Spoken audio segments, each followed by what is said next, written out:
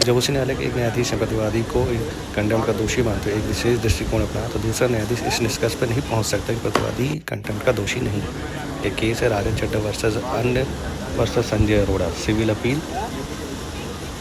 इस केस का मैटर कुछ इस प्रकार है कि दो कंपनियों के बीच एक एमओयू साइन था, जिसमें जो पटिशनर था उसके पास वैसे ही 51% था और 25% दूसरे कंपनी के पास थे, लेकिन ये अपना कुछ परसेंट उनके पास ट्रांसफ़र कर रहे थे। शेयर को लेकर के ट्रांसफ़र की बात हुई थी और एग्रीमेंट में पहले से ही मीडिएशन के लिए लिखा हुआ है।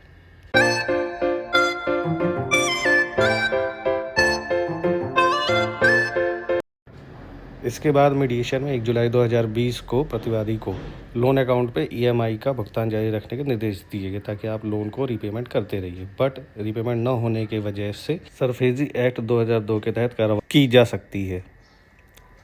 एकल न्यायाधीश ने क्या कहा, जब पहले भी कोर्ट में केस गया था तो वहाँ पे एक जज ने कहा था कि 3 जुलाई 2024 के आदेश में कंटेम्प्ट के नोटिस को खारिज कर दिया गया था, जिसमें कहा गया था कि विद्वान मध्यस्थ द्वारा पारित आदेश के प्रतिवादी द्वारा कोई जानबूझकर अवज्ञा नहीं की गई है। कारण बताओ नोटिस जारी कर देगा और पिटीशन को भी खारिज कर दिया गया।